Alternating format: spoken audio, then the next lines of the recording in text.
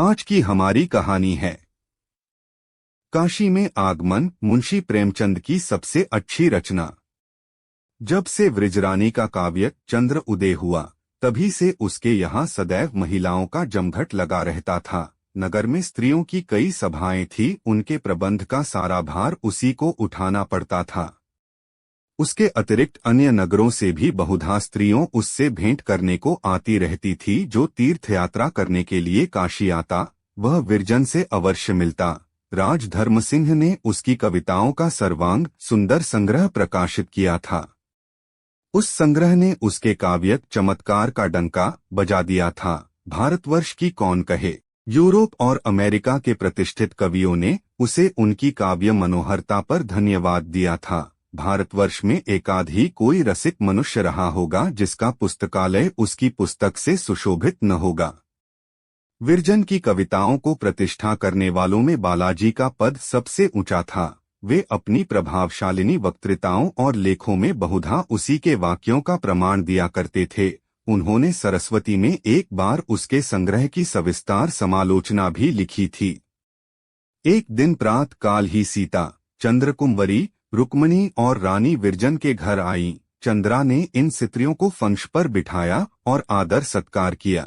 विरजन वहां नहीं थी, क्योंकि उसने प्रभात का समय काव्य चिंतन के लिए नियत कर लिया था। उस समय यह किसी आवश्यक कार्य के अतिरिक्त सखियों से मिलती जुलती नहीं थी। वाटिका में एक रमणीक कुंज था। गुलाब की सुगंधित से सुरभित वायु चलती थी। वहीं विरजन एक शिलायन पर बैठी हुई काव्य रचना किया करती थी। वह काव्य रूपी समुद्र से जिन मोतियों को निकालती, उन्हें माधवी लेखनी की माला में पिरो लिया करती थी। आज बहुत दिनों के बाद नगरवासियों के अनुरोध करने पर विरजन ने बालाजी की काशी आने का निमंत्रण देने के लिए लेखनी को उठाया था। बनारस ही वह नगर था जिसका स्मरण कभी कभी बालाजी को व्यग्र कर दिया करता था। किंतु काशी वालों के निरंतर आग्रह करने पर भी उन्हें काशी आने का अवकाश न मिलता था। वे सिंहल और रंगून तक गए, परंतु उन्होंने काशी की ओर मुख न फेरा। इस नगर को वे अपना परीक्षा भवन समझते थे, इसलिए आज विरजन उन्हें काशी आने का निमंत्रण दे रही हैं। लोगे का विचार आ जाता है तो विरजन का चंद्रानन चमक उठता है, परंतु इस समय जो विकास और छटा इन दोनों पुष्पों पर है, उसे देख देख कर दूर से फूल लज्जित हुए जाते हैं। 9 बजते बजते विरजन घर में आई। सेवती ने कहा, आज बड़ी देर लगाई। विरजन, कुंती ने सूर्य को बुलाने के लिए कितनी तपस्या की थी। सीता, बालाजी बड़े निष्ठुर हैं, मैं तो ऐसे मनुष्य से कभी न बोलूं। रुक्मिणी, जिसने संन्यास ले लिया, उसे घर बार से क्या नाता। चंद्रकुंवरी, यहाँ आएगे तो मैं मुख पर कह दूंगी कि महाशय यह नखरे कहाँ सीखें। रुक्मिणी बोली, महारानी, ऋषिमहात्माओं का तो शिष्टाचार किया करो, जहरवा क्या है, कतरनी है। चंद्रकुंवरी, और क्या, कब तक संतोष करें जी, सब जगह जाते हैं, यहीं आते पैर थकते हैं। विरजन मुस्कराकर, अब बहुत शीघ्र दर्शन पाओगे, मुझे विश्वास है कि इस मास में वे अवश्य आएंगे। सीता, धन्य भाग्य की दर्शन मिलेंगे, मैं तो जब उनका वृतांत पढ़ती हूँ यही जी चाहता है कि पाऊं तो चरण पकड़कर घंटों रो। रुक्मिणी, ईश्वर ने उनके हाथों में बड़ा यश दिया। दारानगर की रानी साहिबा मर चुकी थी, सांस टूट रही थी कि बालाजी को सूचना हुई। झट आ पहुँचे और क्षण मात्र में उठाकर बैठा दिया। हमारे मुंशी जी पति उन दिनों वहीं थे, कहते थे कि रानी जी ने कोष की कुंजी बालाजी के चरणों पर रख दी और कहा, आप इसके स्वामी हैं। बालाजी ने कहा, मुझे धन की आवश्यकता नहीं, अपने राज्य में 300 गौशालाएं खुलवा दीजिए। मुख से निकलने की देर थी। आज दारानगर में दूध की नदी बहती है, ऐसा महात्मा कौन होगा। चंद्रकुंवरी, राजा नवलखा का तपेदिक उन्हीं की बूटियों से छूटा। सारे वैद्य डॉक्टर जवाब दे चुके थे। जब बालाजी चलने लगे तो महारानी जी ने 9 लाख का मोतियों का हार उनके चरणों पर रख दिया। बालाजी ने उसकी ओर देखा तक नहीं। रानी, कैसे रुखे मनुष्य हैं। रुक्मिणी, हो और क्या, उन्हें उचित था कि हार ले लेते, नहीं कंठ में डाल लेते। विरजन, नहीं, लेकर रानी को पहना देते, क्यों सखी?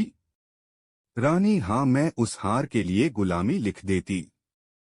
चंद्रकुंवरी, हमारे यहाँ पति तो भारत सभा के सभ्य बैठे हैं, 250 रुपए लाख यत्न करके रख छोड़े थे।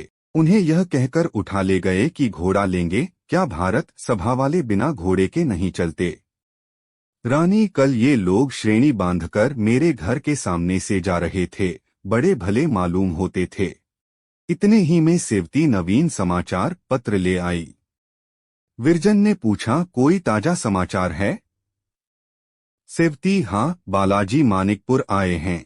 एक अहीर ने अपनी पुत्र के विवाह का निमंत्रण भेजा था। उस पर प्रयाग से भारत सभा के सभ्यों हित रात को चलकर मानिकपुर पहुंचे। अहीरों ने बड़े उत्साह और समारोह के साथ उनका स्वागत किया है और सबने मिलकर 500 गायें भेंट दी हैं। बालाजी ने वधू को आशीर्वाद दिया और दुल्हे को हृदय से लगाया। 5 अहीर भारत सभा के सदस्य नियत हुए। विरजन, बड़े अच्छे समाचार हैं। माधवी, इसे काट के रख लेना। और कुछ? सेवती, पटना के पासियों ने एक ठाकुर द्वारा बनवाया है, वहां की भारत सभा ने बड़ी धूमधाम से उत्सव किया। विरजन, पटना के लोग बड़े उत्साह से कार्य कर रहे हैं। चंद्रकुंवरी, गडूरियां भी अब सिंदूर लगाएंगी, पासी लोग ठाकुर द्वारे बनवाएंगे। रुक्मणी, क्यों, वे मनुष्य नहीं हैं? ईश्वर ने उन्हें नहीं बनाया, आप ही अपने स्वामी की पूजा करना जानती हैं। चंद्रकुंवरी, चलो हटो, मुझे पासियों से मिलाती हो, यह मुझे अच्छा नहीं लगता। रुक्मिणी, हाँ, तुम्हारा रंग गोरा है न, और वस्त्राभूषणों से सजी बहुत हो, बस इतना ही अंतर है कि और कुछ? चंद्रकुंवरी, इतना ही अंतर क्यों है? पृथ्वी आकाश से मिलाती हो, यह मुझे अच्छा नहीं लगता। मुझे कछवाहों वंश में हूँ, कुछ खबर है?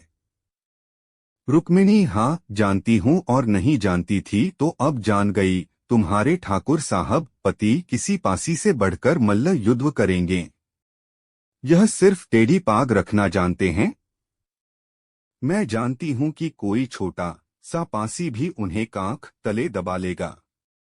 विरजन, अच्छा, अब इस विवाद को जाने तो। तुम दोनों जब आती हो, लड़ती हो, आती हो। सेवती, पिता और पुत्र का कैसा संयोग हुआ है? ऐसा मालूम होता है कि मुंशी शालिग्राम ने प्रताप चंद्र ही के लिए संन्यास लिया था। यह सब उन्हीं कर शिक्षा का फल है। रुक्मिणी, हाँ, और क्या? मुंशी शालिग्राम तो अब स्वामी ब्रह्मानंद कहलाते हैं। प्रताप को देखकर पहचान गए होगे। सेवती, आनंद से फूले न समाये होगे। रुक्मिणी, यह भी ईश्वर की प्रेरणा थी, नहीं तो प्रतापचंद्र मानसरोवर क्या करने जाते? सेवती, ईश्वर की इच्छा के बिना कोई बात होती है? विरजन, तुम लोग मेरे लालाजी को तो भूल ही गई। ऋषिकेश में पहले लालाजी ही से प्रतापचंद्र की भेंट हुई थी। प्रताप उनके साथ साल भर तक रहे, तब दोनों आदमी मानसरोवर की ओर चले। रुक्मिणी, हाँ, प्राणनाथ के लेख में तो यह वृतांत था। बालाजी तो यही कहते हैं कि मुंशी संजीवनलाल से मिलने का सौभाग्य मुझे प्राप्त न होता तो मैं भी मांगने खाने वाले साधुओं में ही होता। चंद्रकुंवरी, इतनी आत्मोन्नति के लिए विधाता ने पहले ही से सब सामान कर दिए थे। सेवती, तभी इतनी सी अवस्था में भारत के सूर्य बने हुए हैं, अभी 25वें वर्ष में होगे। विरजन, नहीं, 30वां वर्ष है, मुझसे साल भर के जेठे हैं। रुक्मिणी, मैंने तो उन्हें जब देखा उदास ही देखा। चंद्रकुंवरी, उनके सारे जीवन की अभिलाषाओं पर ओस पड़ गई, उदास क्यों न होंगी?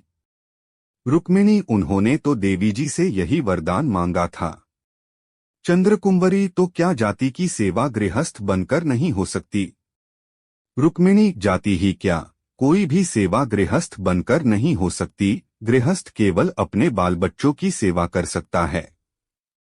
चंद्रकुंवरी, करने वाले सब कुछ कर सकते हैं, न करने वालों के लिए 100 बहाने हैं। 1 मास और बीता। विरजन की नई कविता स्वागत का संदेशा लेकर बालाजी के पास पहुंची, परंतु यह न प्रकट हुआ कि उन्होंने निमंत्रण स्वीकार किया या नहीं। काशीवासी प्रतीक्षा करते करते थक गए। बालाजी प्रतिदिन दक्षिण की ओर बढ़ते चले जाते थे। निदान लोग निराश हो गए और सबसे अधिक निराशा विरजन को हुई।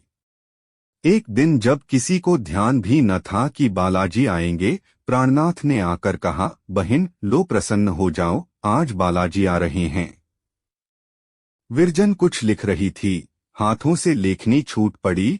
माधवी उठकर द्वार की ओर लपकी। प्राणनाथ ने हंसकर कहा, क्या अभी आ थोड़े ही गए हैं कि इतनी उद्विग्न हुई जाती हो? माधवी कब आएंगे? इधर से ही होकर जाएंगे नए? प्राणनाथ, यह तो नहीं ज्ञात है कि किधर से आएंगे।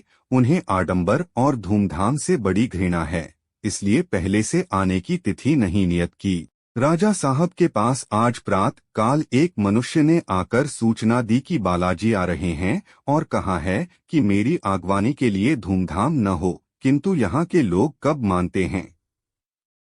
अगवानी होगी, समारोह के साथ सवारी निकलेगी और ऐसी कि इस नगर के इतिहास में स्मरणीय हो। चारों ओर आदमी छूटे हुए हैं। जो ही उन्हें आते देखेंगे, लोग प्रत्येक मोहल्ले में टेलीफोन द्वारा सूचना दे देंगे। कॉलेज और स्कूलों के विद्यार्थी वर्दियां पहने और झंडियां लिए इंतजार में खड़े हैं। घर घर पुष्प वर्षा की तैयारियां हो रही हैं। बाजार में दुकानें सजाई जा रही हैं। नगर में एक धूम सी मची हुई है। माधवी, इधर से जाएंगे तो हम रोक लेंगी। प्राणनाथ, हमने कोई तैयारी तो की नहीं, रोक क्या लेंगे? और यह भी तो नहीं ज्ञात है कि किधर से जाएंगे। विरजन सोचकर, आरती उतारने का प्रबंध तो करना ही होगा। प्राणनाथ, हाँ अब इतना भी न होगा, मैं बाहर बिछावन आदि बिछावाता हूँ। प्राणनाथ बाहर की तैयारियों में लगे।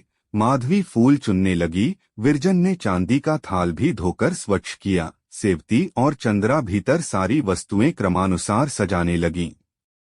माधवी हर्ष के मारे फूली न समाती थी। बारंबार चौंक चौंक कर द्वार की ओर देखती कि कहीं आ तो नहीं गए।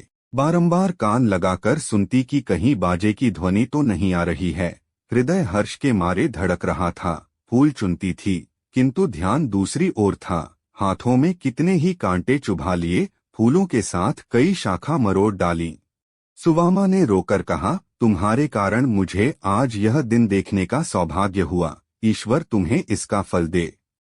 दुखिया माता के अंतकरण से यह आशीर्वाद निकला। एक माता के शाप ने राजा दशरथ को पुत्र शोक में मृत्यु का स्वाद चखाया था। क्या सुवामा का यह आशीर्वाद प्रभावहीन होगा? दोनों अभी इसी प्रकार बातें कर रही थीं कि घंटे और शंख की ध्वनि आने लगी। धूम मची की बालाजी आ पहुंचे। स्त्रियों ने मंगलगान आरंभ किया। माधवी ने आरती का थाल ले लिया। मार्ग की ओर टकटकी बांधकर देखने लगी। कुछ ही काल में अद्वैतांबरधारी नवयुवकों का समुदाय दखी पड़ा। भारत सभा के 100 सभ्य घोड़ों पर सवार चले आते थे। उनके पीछे अगणित मनुष्यों का झुंड था। सारा नगर टूट पड़ा। कंधे से कंधा छिला जाता था, मानो समुद्र की तरंगें बढ़ती चली आती हैं। इस भीड़ में बालाजी का मुखचंद्र ऐसा दिखाई पड़ता था मानो मेघाच्छादित चंद्र उदय हुआ है। ललाट पर अरुण चंदन का तिलक था और कंठ में एक गेरुए रंग की चादर पड़ी हुई थी। सुवामा द्वार पर खड़ी थी। जो ही बालाजी का स्वरूप उसे दिखाई दिया, धीरज हाथ से जाता रहा। द्वार से बाहर निकल आई और सिर झुकाए नेत्रों से मुक्तहार गूंथती बालाजी के ओर चली। आज उसने अपना खोया हुआ लाल पाया है, वह उसे हृदय से लगाने के लिए उद्विग्न है। सुवामा को इस प्रकार आते देखकर सब लोग रुक गए। विदित होता था कि आकाश से कोई देवी उतर आई है। चतुर्दिक सन्नाटा छा गया। बालाजी ने कई डग आगे बढ़कर मातीजी को प्रणाम किया और उनके चरणों पर गिर पड़े। सुवामा ने उनका मस्तक अपने अंक में लिया। आज उसने अपना खोया हुआ लाल पाया है। उस पर आंखों से मोतियों की वृष्टि कर रही हैं। इस उत्साहवर्धक दृश्य को देखकर लोगों के हृदय जातीयता के मद में मतवाले हो गए। 50 सहस्र स्वर से ध्वनि आई, बालाजी की जय। मेघ गर्जा और चतुर्दिक से पुष्पवृष्टि होने लगी।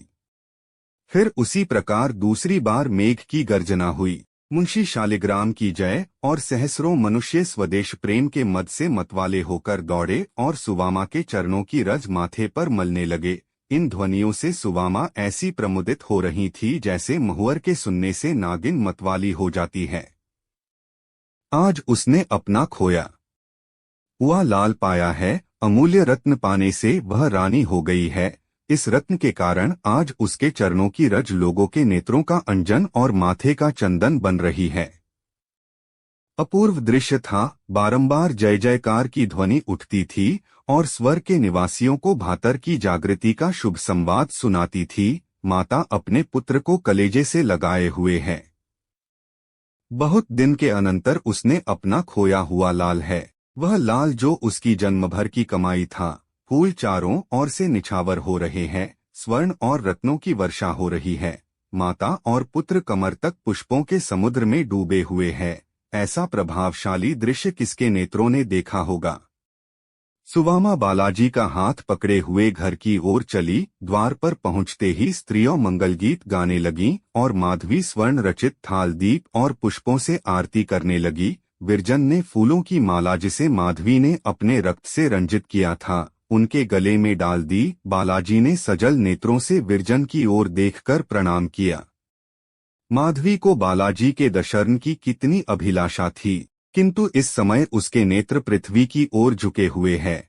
वह बालाजी की ओर नहीं देख सकती। उसे भय है कि मेरे नेत्र पृथ्वी हृदय के भेद को खोल देंगे, उनमें प्रेम रस भरा हुआ है। अब तक उसकी सबसे बड़ी अभिलाषा यह थी कि बालाजी का दर्शन पाऊं। आज प्रथम बार माधवी के हृदय में नई अभिलाषाएं उत्पन्न हुई। आज अभिलाषाओं ने सिर उठाया है, मगर पूर्ण होने के लिए नहीं। आज अभिलाषा वाटिका में एक नवीन कली लगी है, मगर खिलने के लिए नहीं, वरन मुरझाने मिट्टी में मिल जाने के लिए। माधवी को कौन समझाए कि तू इन अभिलाषाओं को हृदय में उत्पन्न होने दे। ये अभिलाषाएं तुझे बहुत रुलाएंगी। तेरा प्रेम काल्पनिक है, तू उसके स्वाद से परिचित है। क्या अब वास्तविक प्रेम का स्वाद लिया चाहती है? उम्मीद करते हैं आपको यह वीडियो अच्छी लगी होगी। धन्यवाद आपका। वीडियो पसंद आई हो तो लाइक और शेयर कर दीजिएगा।